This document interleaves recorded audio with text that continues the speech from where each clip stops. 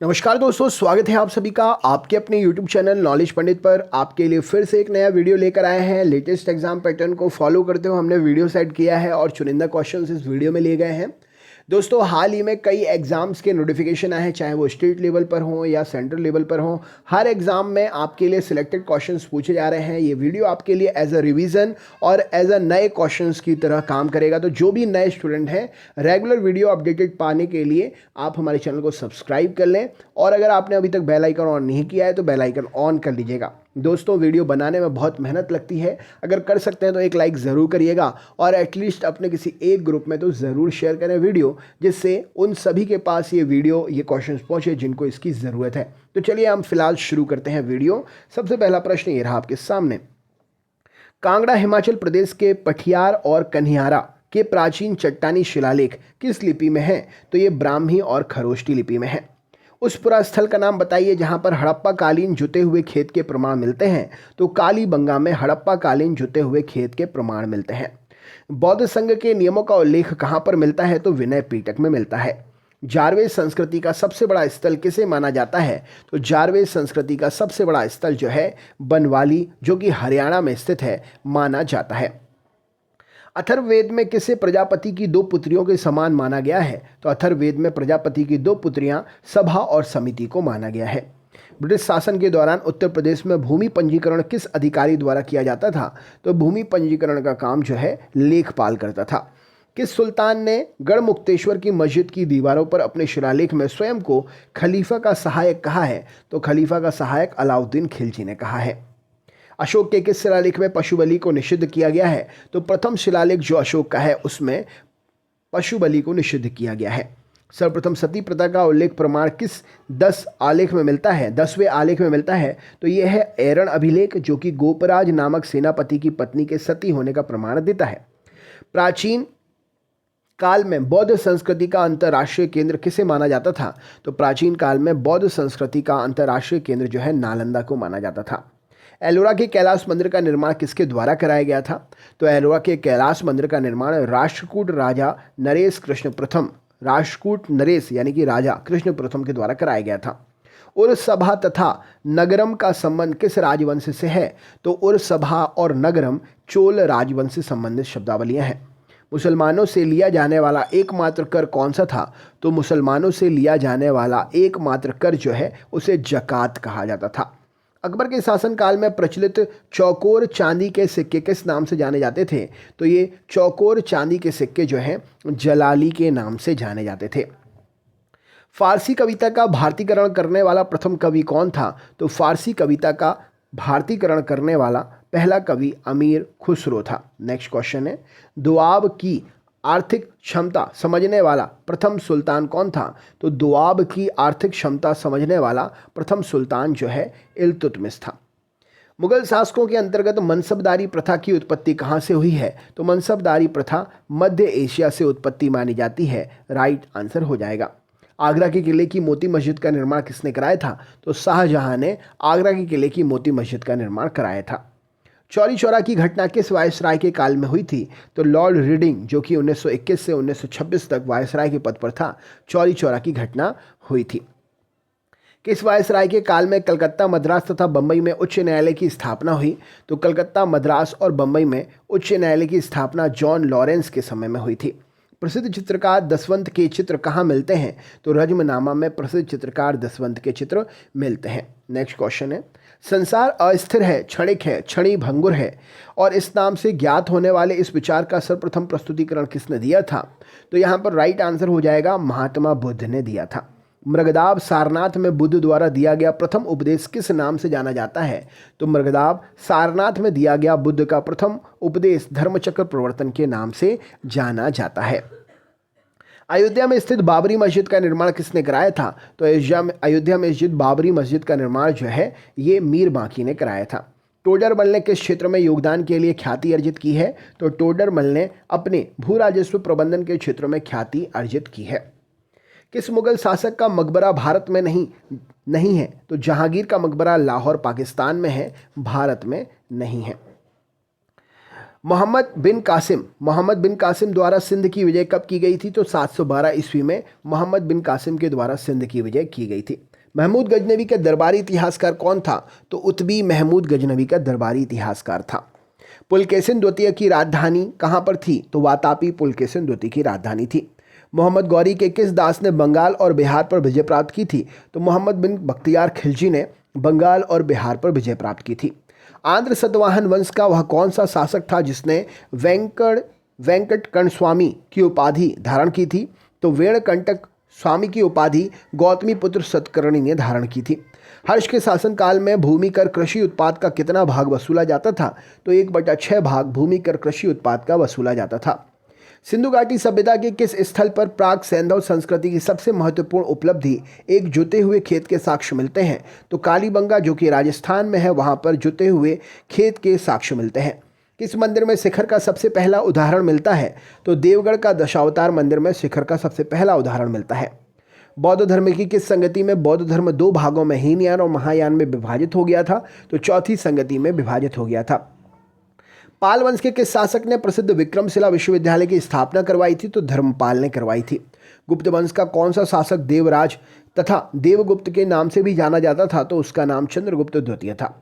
लोधी वंश के किस शासक ने भूमि के लिए एक प्रमाणिक पैमाना गजे सिकंदरी का प्रचलन करवाया था? तो सिकंदर शाह लोधी ने यह गजे सिकंदरी का प्रचलन करवाया था। सल्तनत काल का सदका क्या था? तो एक प्रकार का धार्मिक कर था सदका। सम्राट अकबर ने जैन धर्म के जैनाचार्य हरविजय सूरी को क्या उपाधि दी थी? तो जैन धर्म के जैनाचार्य हरविजय सूरी को जगत गुरु की उपाधि दी थी। उस्ताद मंसूर तथा अबुल हसन किस मुगल शासक के श्रेष्ठ कलाकार में से एक थे? तो जहांगीर के कलाकारों में से एक थे। होलकर ने अंग्रेजों से मंदसौर की संधि कब की थी? तो जनवरी 1818 में की थी। Periplus of the Asian three में अरिकमेडु बंदरगाह को किस नाम से संबोधित किया गया है? तो अरिकमेडु बंदरगाह को पैडोक के नाम से संबोधित किया गया है। अलाउद्दीन द्वारा निर्मित अलाई दरवाजा किस मस्जिद का प्रवेश द्वार है? तो कुतुब उल इस्लाम मस्जिद का प्रवेश द्वार है। अकबर के अल्पायु होने के कारण 1556 से 1560 तक मुगल साम्राज्य के शासनकाल की जिम्मेदारी किसके हाथों में थी? तो बैरम खान के हाथों में थी। अंतिम मुगल शासक कौन था? तो अब बहादुर शाह जफर अंतिम मुगल शासक था। बौद्ध धर्म ग्रहण करने वाली पहली महिला कौन थी? तो गौतमी। श्रीमद् भागवत गीता किस धर्म का प्रधान ग्रंथ है? तो भागवत धर्म का प्रधान ग्रंथ है। किस सतवाहन नरेश ने गाथा सप्तशती नामक महत्वपूर्ण कृति की रचना की थी? तो हाल ने सतवाहन नरेश हॉल ने गाथा सप्तशती नामक महत्वपूर्ण कृति की रचना की थी।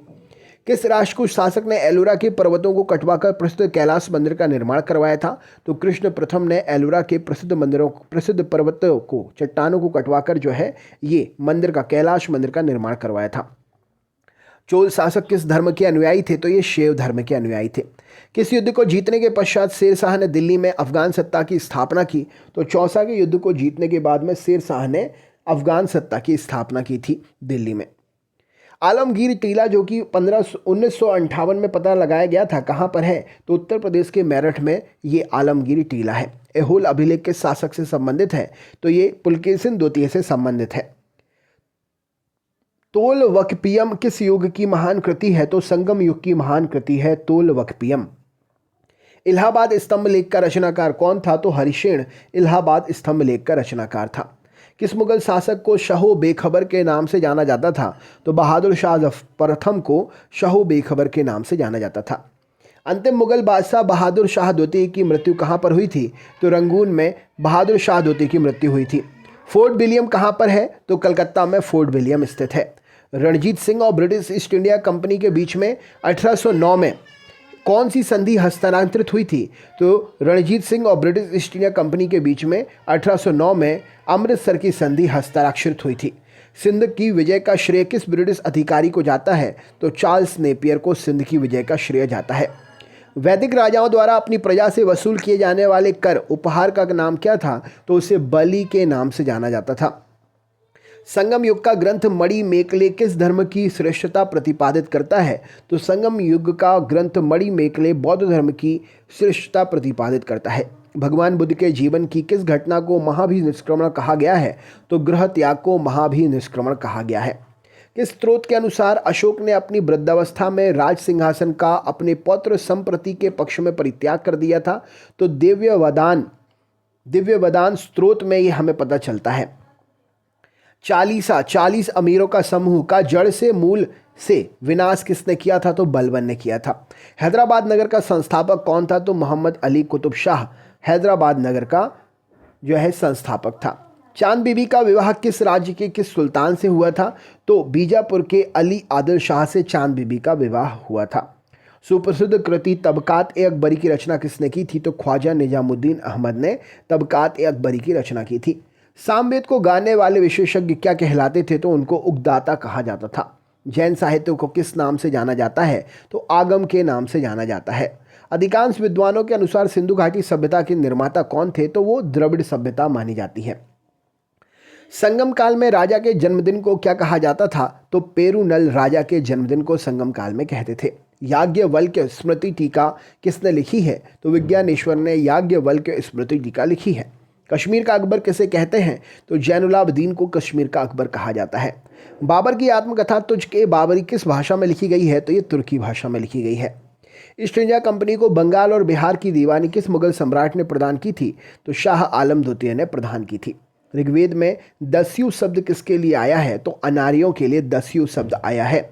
संगम युगीन साहित्य किस शैली में लिखा गया है? तो काव्य शैली में लिखा गया है।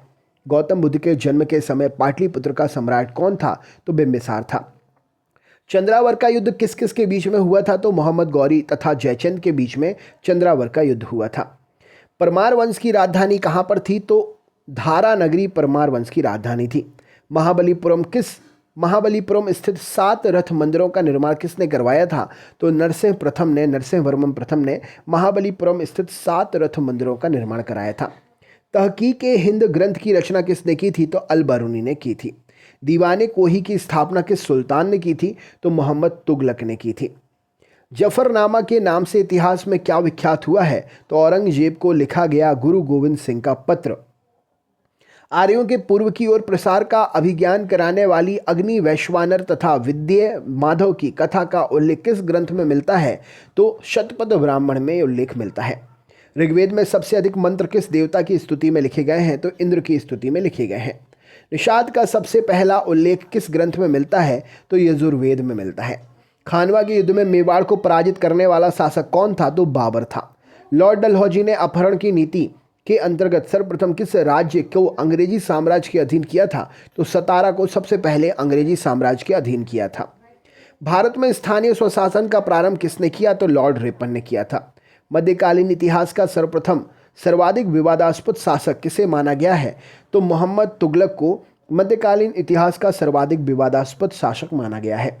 मौर्य सम्राट अशोक के शासनकाल में प्रांतों की संख्या क्या थी? 5 थी। तक्षशिला किस प्रांत की राजधानी थी? तो उत्तरापद की तक्षशिला राजधानी थी। अजंता की कौन सी गुफा सर्वाधिक प्राचीन है जिसमें 16 बौद्ध उपासकों को स्तूप की तरफ आगे बढ़ते हुए चित्रित किया गया है? तो अजंता की गुफा नंबर संख्या 9 सबसे प्राचीन मानी जाती है। गुप्त प्रशासन में गज सेना का अध्यक्ष किसे कहते थे? तो महापीलुपति को गज सेना का अध्यक्ष कहते थे। बराह मिहिर द्वारा रचित बृहत संहिता में चालुक्य वंश को किस जाति का माना गया है? तो शूलिक जाति का चालुक्य वंश को माना गया है। राष्ट्रकूट राजवंश के चोल लेखों में किस राजा को सुगमतावर्त अर्थात करों को हटाने वाला कहा गया है? तो सुगमतावर्त अर्थात करों को हटाने वाला कुलोत्तुंग प्रथम राष्ट्रकूट राजा को कहा गया है। गुलाम वंश का शासक अलाउद्दीन मसूद शाह किस परिवार से संबंधित था? तो इल्तुतमिश के परिवार से गुलाम वंश का शासक अलाउद्दीन मसूद शाह संबंधित था। सल्तनत काल में विद्वानों एवं धार्मिक लोगों को प्रदान किए जाने वाले आर्थिक सहायता क्या कहलाती थी? तो सल्तनत काल में विद्वानों और धार्मिक लोगों को प्रदान की जाने वाली आर्थिक सहायता इदरार कहलाती थी। तो दोस्तों ये था आपका 100 क्वेश्चंस का GK history question test set paper. कैसा लगा वीडियो ज़रूर बताइएगा। अगर आपने इससे पहले वाले वीडियोस नहीं देखे हैं तो वीडियो प्लेलिस्ट में जाकर देख सकते हैं। अपने ग्रुप्स में अपने दोस्तों को ये वीडियो ज़रूर शेयर करें। लेटेस्ट एग्जाम पैटर्न पर टॉपिक से रिलेटेड क्वेश्चंस आपके लिए बनाए हैं मैंने। अच्छा लगा वो वीडियो तो लाइक करिएगा और इसी प्रकार के वीडियो पर डे प्राप्त करने के लिए हमारे चैनल को सब्सक्राइब करके बेल आइकन ऑन ज़रूर कर लीजिएगा। वीडियो को अंत तक देखने के लिए बहुत बहुत धन्यवाद। मिलते हैं कल नए वीडियो पर। अपना ख्याल रखें, स्वस्थ रहें, मस्त रहें। जय हिंद, जय भारत।